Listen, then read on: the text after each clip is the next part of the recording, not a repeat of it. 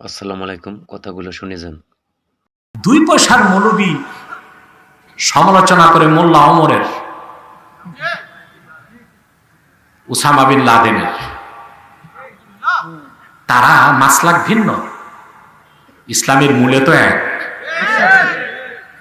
বেটা মৌলবী 50 বছর সাধনা করেও লাদেন আর মোল্লা ওমরের জুতা বহনের যোগ্যতা তোমার হবে না।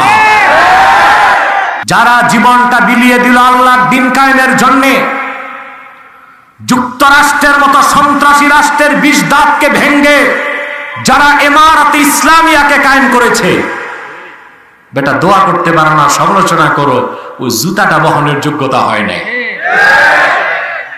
আমরা ওনারা হয়েছে সাদিকুন, আমরা হয়েছি মুনাফিকুন।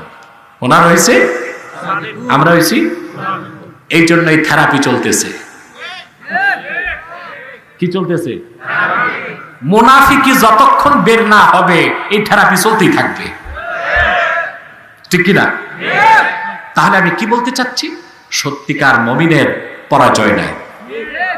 সে শুধু মার খাবে না, মার ঠেকাবে। সে শুধু ডিফেন্সিভ হবে না, অফেন্সিভ হবে। সে তার অধিকারকে প্রতিষ্ঠা করবে, সে নারীর অধিকার প্রতিষ্ঠা করবে, সে চেক অ্যান্ড ব্যালেন্স, সমাজ ইনসাফ কায়েম করবে, জুলুম বন্ধ করবে, নির্যাতন বন্ধ করবে।